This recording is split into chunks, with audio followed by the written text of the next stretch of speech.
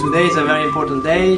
This coordinating committee here is about to present the efforts of the last 9 months of work to high-level authorities regarding the way forward, regarding the strategy development for the fruits and vegetables, roots and tubers, herbs and spices sectors.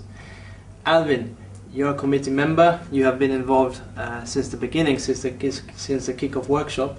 Why are you involved in this? Why are you spending your time as a private sector person in the whole process? When we look back at food security, the crops that we are doing, especially our small farmers, the roots and tubers, potatoes, being from central Jamaica, you see that different day coming. When you think of the problems of financing, the problems of technical service, the problems of storage, the problems of marketing, and imagine that we could now solve them.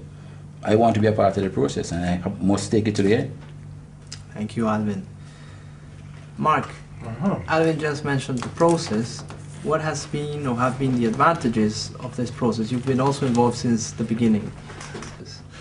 What is exciting about the process for me is that it's ultimately a private sector driven strategy. It's a strategy developed by the private sector for the private sector. And I think this is what is needed in the agricultural sector. The producers, the farmers need to take things into their own hand, be the masters of their own destiny. And I think this is a fantastic effort. I think it is a wonderful move by the private sector to take the industry forward. It's long overdue. All the stakeholders have been involved. The farmers, the producers, they have voiced their opinions, they have indicated what they want and need for support. And I think what we are doing now in taking it to the higher level, the government, etc., would help to guide them in how best they can serve the private sector in moving forward. Downey, you're a businessman and you're also a farmer businessman. What does this process, what does this strategy, more than the process, bring to you and to your fellow farmer colleagues? Financial reward, which is probably one of the most important things for a farmer. But apart from that, ever since the program started, the farmers have been anxious to perform, to prove to the nation that they are the real driving force. They are the answer to our problem here in Jamaica. And they are just rearing to go. They're just excited about this whole program, and the most important thing that they have given us the input and said this is what we want and this is what we want to prove to the nation. We're going to drive this economy, and I am excited because I am ready to be part of that driver, and we're going to move things forward. Downey, you have a message to the government and to the authorities here. What is that message in relation to what you're trying to achieve and the strategy you're trying to implement? I heard the Prime Minister once said that he preferred the government to be on the side of the street with a bullhorn, and rather than being in the way and preventing progress. I've also heard him with a statement that poverty anywhere is a threat to prosperity everywhere. Those are strong statements. And if we really want to move forward, we have to understand the contribution that this farming community can make and will make to this country. We are looking as far as 2030, and it is going to be this program, I think, will make every farmer proud. It will make every youth aspire to becoming a businessman, a farmer. This is what farming is about, a business. It has been a rewarding experience, Hernan, for the involvement of the committee members who give it their all.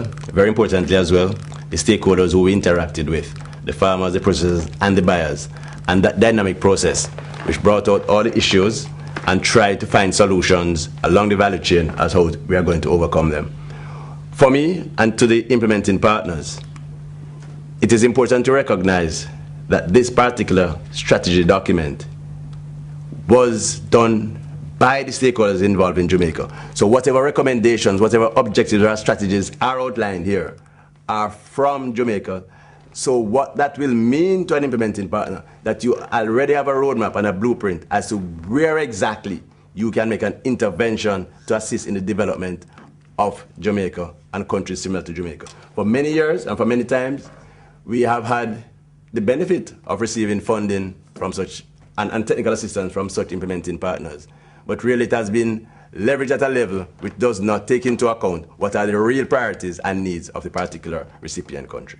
What is your message to the ACP partners in terms of what you expect from them? I expect from them to dialogue with us, to come in, look at the strategy document, as I said earlier, where they can make an intervention. There may not be perfectness in what we have presented, but let us start at the beginning where we have dialogue at the outset. We can understand each other. The EU implementing partners or implementing partners must be aware of the environment within which we operate and try best to see how they can really aid in the development process of emerging economies like Jamaica. And it can be a win-win situation, because if we do this well, then from year to year, we become less dependent. I think it can be a better world. The size of the processed food industry in Jamaica is about $250 million US. It is conservatively estimated that the potential size could be 10 times that much. That's $2.5 billion US. That would dwarf the bauxite industry. So I think that we have to get our act together. We've got to get serious. I welcome the International Trade Center and the work that they're doing for us. I welcome all of our development partners. I welcome the work of the Scientific Research Council. And I welcome the energy of our new Minister of Agriculture. Let me commend the All ACP Agricultural Subsector Strategy Team, which of course includes the International Trade Center and so many other partners, for the work that has been done to date involving critical stakeholder groups that include, of course, the farmers of Jamaica, the agro-processors, all the critical players in the value chain, and have produced what was presented here today, which is a blueprint of where we need to go in terms of moving the process forward. As was said earlier by Mrs. Barnett and others, I fully, and certainly the Ministry of Agriculture has played its part, Don McGlashan being our main person there, we fully endorse and support the program. I met with them earlier this week, or a team from the group, to discuss today and where they were. And my first comment, having heard them, and this wasn't the first time I was meeting with the group, I did meet with them a few months back when they were having a workshop. I said to them, listen, Jamaica doesn't need another plan. What we need is implementation. So I said that to the team, but I didn't say it in a sort of critical way. I was saying to them, listen, it is important that once we get this thing in place, we hit the ground running. And what I like about the process is that the process involves everybody.